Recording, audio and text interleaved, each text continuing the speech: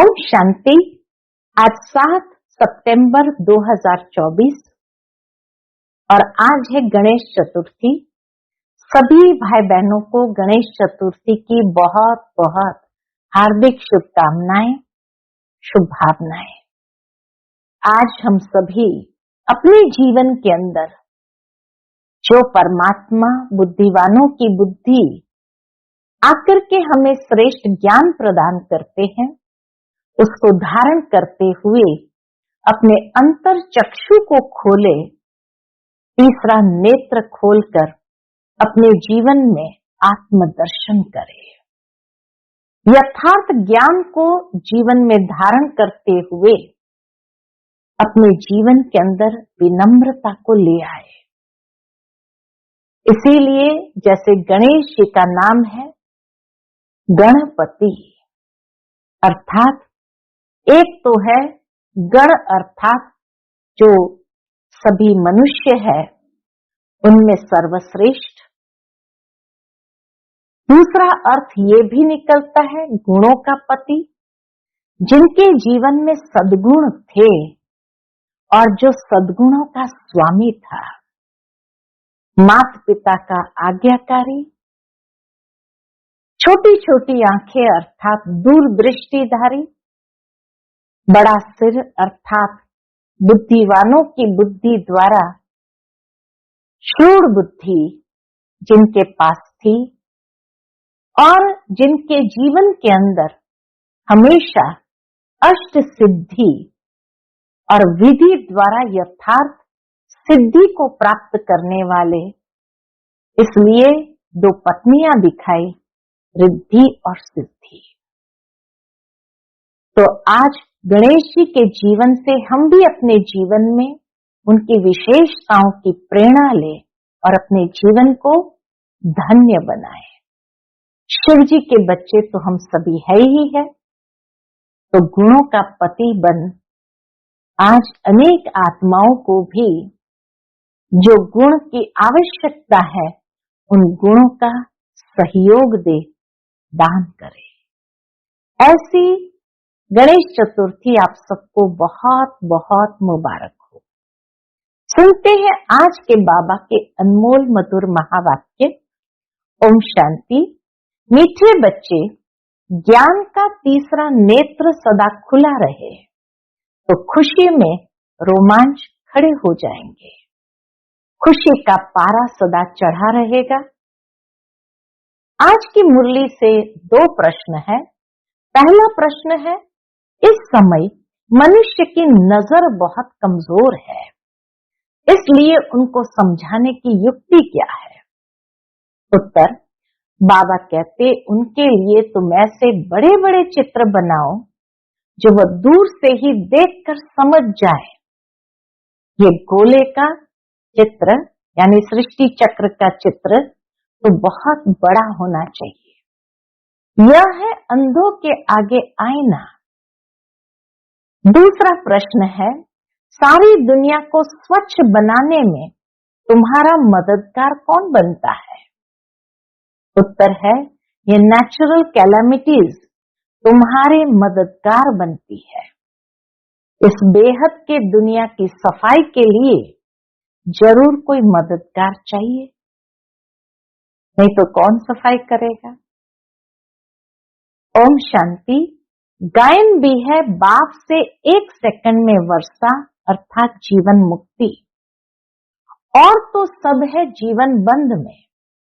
यह एक ही त्रिमूर्ति और गोले का चित्र जो है, बस यही मुख्य है। बाबा कहे यही मुख्य है।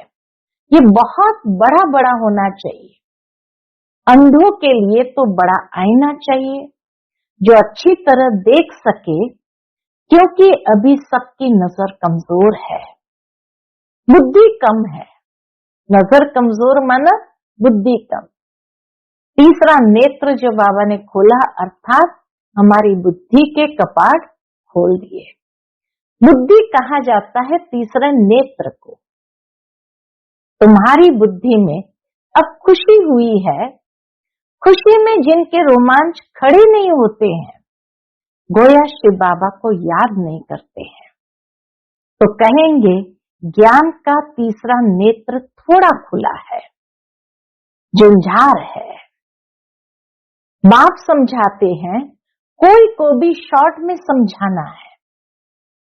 बड़े बड़े मेले आदि लगते हैं, बच्चे जानते हैं सर्विस करने लिए वास्तव में एक चित्र ही बस है। बलगोले का चित्र हो तो भी हर्जा नहीं है। बाप ड्रामा और झाड़ का अथवा कल्प वृक्ष का और 84 के चक्र का राज समझाते हैं। ब्रह्मा द्वारा बाप का ये वर्षा मिलता है। यह भी अच्छी रीति क्लियर है। इस चित्र में सब आ जाता है और इतने सब चित्रों की दरकार ही नहीं है। यही 2 चित्र बहुत बड़े बड़े अक्षरों में हो, लिखत भी हो। जीवन मुक्ति गॉड फादर का बर्थ राइट है। जीवन मुक्ति को प्राप्त करना यह गॉड फादर का बर्थ राइट है। होवनहार विनाश के पहले। विनाश भी जरूर होना ही है। ड्रामा के प्लान अनुसार आते ही सब समझ जाएंगे। तुम्हारे समझाने की भी दरकार नहीं रहेगी। बेहद के बाप से बेहद का ये वर्षा मिलता है। ये तो बिल्कुल पक्का याद रहना चाहिए, परंतु माया तुमसे भुला देती है। समय बीतता जाता है। गायन भी है ना, बहुत गई थोड़ी रही, थोड़ी की भी थोड़ी बची है। इनका अर्थ इस समय का ही है, बाकी थोड़ा समय ही रहा है। स्थापना तो हो ही रही है, विनाश में थोड़ा समय है। थोड़े में भी थोड़ी रहती जाएगी। विचार किया जाता है, फिर क्या होगा? अभी तो जागते नहीं, अभी तो मनुष्य जागते नहीं, पीछे जागते जाएंगे। आंखें बड़ी होती जाएंगी। ये आंखें नहीं, वास्तव में ये स्थूल नेत्र की बात बाबा नहीं करते हैं कि आंखें बड़ी होती जाएंगी। बुद्धि की आंख। छोटे छोटे चित्रों से इतना मजा नहीं आता है, बड़े बड़े बन जाएंगे। साइंस भी कितनी मदद देती है। विनाश में तत्व भी मदद करते हैं। बिगर कौड़ी खर्च तुमको कितनी मदद देती है? प्रकृति बिगर कौड़ी खर्च कितनी मदद करती है? तुम्हारे लिए बिल्कुल सफाया कर देती है। ये बिल्कुल छीछी दुनिया है। अजमेर में स्वर्ग का यादगार है, यहाँ दिलवाड़ा मंदिर में स्थापना का यादगार है। परंतु कुछ समझ थोड़ी सकते हैं। अभी तुम समझदार बने हो। भल मनुष्य कहते हैं हम नहीं जानते कि विनाश हो जाएगा, समझ में नहीं आता है। एक कहानी है ना, कहानी कौन सी सुनाते बाबा? शेर आया शेर आया, नहीं मानते थे। एक दिन सब गायें खा गया। तुम भी कहते रहते हो ये पुरानी दुनिया गई की गई, बहुत गई थोड़ी रही, फिर भी मनुष्य मानते नहीं। ये सारी नॉलेज तुम बच्चों की बुद्धि में रहनी चाहिए। आत्मा ही धारण करती है। बाप की भी आत्मा में ज्ञान है। वह जब शरीर धारण करते हैं तब ज्ञान देते हैं। बाबा में ज्ञान जरूर है, लेकिन जब शरीर धारण करते हैं तब ज्ञान देते हैं। जरूर उनमें नॉलेज है, तब तो नॉलेजफुल गॉड फादर कहा जाता है। वह सारे सृष्टि के आदि मध्य अंत को जानते हैं। अपने को तो जानते हैं ना, और सृष्टि चक्र कैसे फिरता है वह भी नॉलेज है। इसीलिए अंग्रेजी में नॉलेजफुल अक्षर बहुत अच्छा है। मनुष्य सृष्टि रूपी झाड़ का बीज रूप है, तो उनको सारी नॉलेज है। तुम यह जानते हो नंबरवार पुरुषार्थ अनुसार। शिव बाबा तो है ही नॉलेजफुल। ये अच्छी रीति बुद्धि में रहना चाहिए। ऐसे नहीं सबकी बुद्धि में एक रस धारणा होती है। बल लिखते भी है परंतु धारणा कुछ नहीं। कईयों में तो धारणा कुछ नहीं, नाम मात्र लिखते हैं, बता किसको भी नहीं सकेंगे, सिर्फ कागज को बताते हैं। कागज क्या करेंगे? कागज से तो कोई समझेंगे नहीं, इस चित्र से बहुत अच्छा समझेंगे। बड़े से बड़ी नॉलेज है तो अक्षर भी बड़े बड़े होने चाहिए। बड़े से बड़े चित्र देख मनुष्य समझेंगे इसमें जरूर कुछ सार है। स्थापना और विनाश भी लिखा हुआ है। राजधानी की स्थापना, यह है गॉड फादरली बर्थ राइट। हर एक बच्चे का हक है जीवन मुक्ति। तो बच्चों की बुद्धि चलनी चाहिए कि सब जीवन बंध में है, इन्हें जीवन बंध से जीवन मुक्ति में कैसे ले जाएं। पहले शांति धाम में जाएंगे, फिर सुख धाम में। सुख धाम को जीवन मुक्ति कहेंगे। ये चित्र खास बड़े बड़े बनने चाहिए। मुख्य चित्र है ना, बाबा कहे ये सब मुख्य चित्र है। बहुत बड़े बड़े अक्षर हो तो मनुष्य कहेंगे बीके ने इतने बड़े चित्र बनाए हैं, जरूर कुछ नॉलेज है। तो जहां तहां तुम्हारे भी बड़े बड़े चित्र लगे हुए हो तो पूछेंगे ये क्या है। बाबा कहे बड़े बड़े चित्र लगे हुए हो तो लोग पूछेंगे ये क्या है। बोलो इतने बड़े चित्र तुम्हारे समझने के लिए बनाए हैं। इसमें क्लियर लिखा हुआ है बेहद का वर्षा इन्हों को था।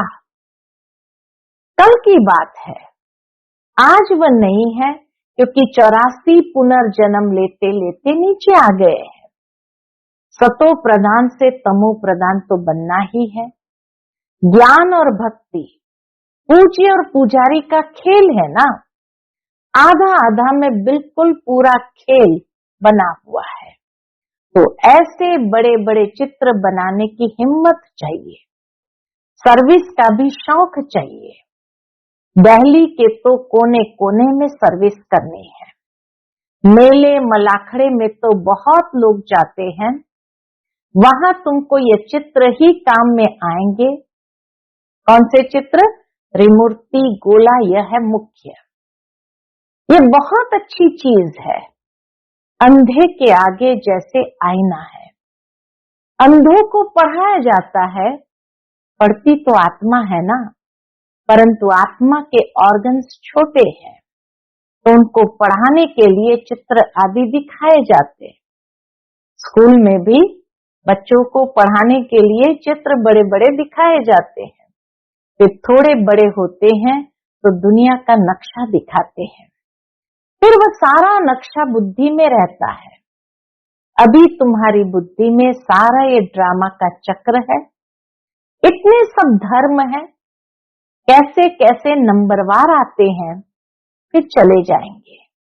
वहां तो एक ही आदि सनातन देवी देवता धर्म है, जिसको स्वर्ग हेवन कहते हैं।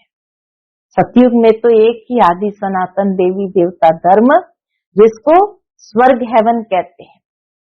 बाप के साथ योग लगाने से आत्मा पतित से पावन बन जाएंगी। भारत का प्राचीन योग मशहूर है, योग अर्थात याद। बाप भी कहते हैं मुझ बाप को याद करो। ये कहना पड़ता है, लौकिक बाप को कोई कहना नहीं पड़ता है कि मुझे याद करो। बच्चे ऑटोमेटिकली बाबा मम्मा कहते रहते हैं। वह है लौकिक माता पिता, यह है पारलौकिक, जिसका गायन है तुम्हारी कृपा से सुख घने रहे।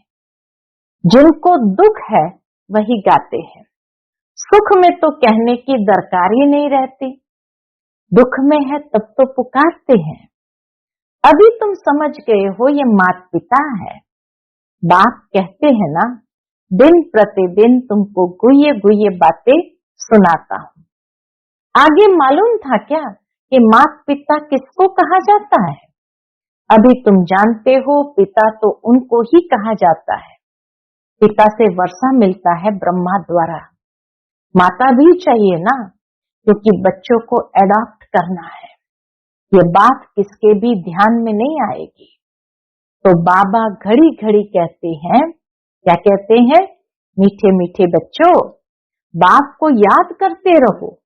लक्ष्य मिल गया फिर भल कहां भी जाओ, विलायत में जाओ। 7 रोज कोर्स किया तो बहुत है। बाप से तो वर्षा लेना ही है। याद से ही आत्मा पावन बनेगी, स्वर्ग का मालिक बनेंगे। यह लक्ष्य तो बुद्धि में है, फिर भल कहां भी जाए। सारा ज्ञान गीता का इस बैज में है। सारा ज्ञान गीता का बाबा के इस बैज में है। कोई को पूछने की भी दरकार नहीं रहेगी कि क्या करना है।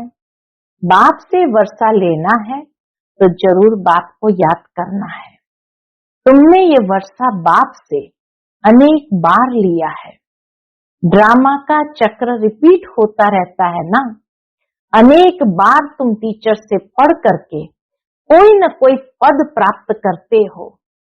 पढ़ाई में बुद्धि योग टीचर के साथ रहता है ना। इम्तिहान चाहे छोटा हो चाहे बड़ा हो, पढ़ती तो आत्मा है ना। इनकी भी आत्मा पढ़ती है। टीचर को और फिर एम ऑब्जेक्ट को याद करना है। पढ़ती आत्मा है, फिर टीचर को और एम ऑब्जेक्ट को याद करना है। सृष्टि का चक्र भी बुद्धि में रखना है। बाप और वर्षे को याद करना है। दैवी गुण भी धारण करने हैं। टीचर को एम ऑब्जेक्ट को याद करना है, बाप और वर्षे को याद करना है, सृष्टि चक्र को भी बुद्धि में रखना है, दैवी गुण भी धारण करने हैं। जितना धारणा करेंगे उतना उच्च पद पाएंगे। अच्छी रीति याद करते रहते हैं, फिर यहाँ आने की भी क्या दरकार है, परंतु फिर भी आते हैं। ऐसा ऊंच बाप जिससे इतना बेहद का वर्षा मिलता है, उनसे मिल करके तो आवे। मंत्र लेकर सब आते हैं। तुमको तो बहुत भारी मंत्र मिलता है। नॉलेज तो सारी अच्छी रीति बुद्धि में है। बाबा ने इतना नॉलेज हमको दिया है, कूट कूट करके जैसे बुद्धि में अच्छी रीति भरी है। अभी तुम बच्चे समझते हो कि विनाशी कमाई के पीछे जास्ती टाइम वेस्ट नहीं करना है। वह तो सब मिट्टी में मिल जाएगा। बाप को कुछ चाहिए क्या? कुछ भी नहीं। कुछ भी खर्चा आदि करते हैं सो तो अपने लिए ही करते हैं। इसमें पाई का भी खर्चा नहीं है। कोई गोले व टैंक आदि तो खरीद नहीं करने हैं लड़ाई के लिए, कुछ भी नहीं। तुम लड़ते हुए भी सारी दुनिया से गुप्त हो, अननोन वॉरियर्स हो। तुम्हारी लड़ाई देखो कैसी है। इसको कहा जाता है योग बल। सारी गुप्त बात है। इसमें कोई को मारने की दरकार नहीं है। तुमको सिर्फ बात को याद करना है। इन सब का मौत ड्रामा में नूंदा हुआ है। हर 5000 वर्ष बाद तुम योग बल जमा करने के लिए पढ़ाई पढ़ते हो। पढ़ाई पूरी हुई, फिर प्रारब्ध चाहिए नई दुनिया में। पुरानी दुनिया के लिए ये नेचुरल कैलेमिटीज है, गायन भी है। अपने कुल का विनाश कैसे करते हैं यादव, अपने कुल का विनाश कैसे करते हैं। कितना बड़ा कुल है, सारा यूरोप आ जाता है। ये भारत तो अलग कोने में है, बाकी सब खलास हो जाने हैं। योग बल से तुम सारे विश्व पर विजय पाते हो। पवित्र भी बनना है इन लक्ष्मी नारायण जैसा। वहां क्रिमिनल आए ही नहीं। आगे चलकर तुमको बहुत साक्षात्कार होंगे। अपने देश के नजदीक आने से फिर झाड़ दिखाई पड़ते हैं ना, तो खुशी होती है। अब आकर पहुंचे हैं। अब बाबा कहे आकर पहुंचे हैं कहाँ? अपने घर के नजदीक। तुम भी घर चल पड़े हो। फिर अपने सुखधाम आएंगे।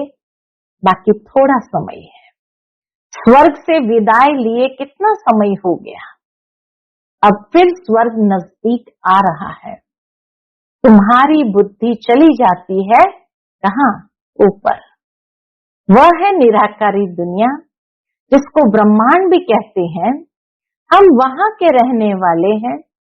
यहाँ 84 का पाठ बजाया, अभी हम जाते हैं। तुम बच्चे हो ऑल राउंड, शुरू से लेकर पूरे 84 जन्म लेने वाले हो। देरी से आने वाले को ऑलराउंडर नहीं कहेंगे। बाप ने समझाया है मैक्सिमम और मिनिमम कितने जन्म लेते हो। एक जन्म तक भी है, मिनिमम एक जन्म तक भी है। पिछाड़ी में सब चले जाएंगे वापस। नाटक पूरा हुआ, खेल खलास। अब बाप समझाते हैं मुझे याद करो, अंत मते सो गति हो जाएंगी। बाप के पास परमधाम में चले जाएंगे। उनको कहते मुक्ति धाम, शांति धाम और फिर सुख धाम। यह है दुख धाम। ऊपर से हर एक सतो प्रधान, फिर सतो रजो तमो में आते हैं। एक जन्म होगा तो उसमें भी इन 4 स्टेजेस में जाएंगे। भले एक जन्म होगा तो भी सतो प्रधान, सतो रजो तमो, ये चारों स्टेजेस पार करेंगे। कितना अच्छा बच्चों को बैठ समझाते हैं, फिर भी याद नहीं करते, बाप को भूल जाते हैं। नंबरवार तो है ना, बच्चे जानते हैं। नंबरवार पुरुषार्थ अनुसार रुद्र माला बनती है। कितने करोड़ की रुद्र माला है। बेहद के विश्व की यह माला है। ब्रह्मा सो विष्णु, विष्णु सो ब्रह्मा, दोनों का सरनेम देखो। यह प्रजापिता ब्रह्मा का नाम है। आधा कल्प फिर आता है रावण, बुद्धिज्म, फिर इस्लामिज्म। आदम बीबी को भी याद करते हैं, पैराडाइज को भी याद करते हैं।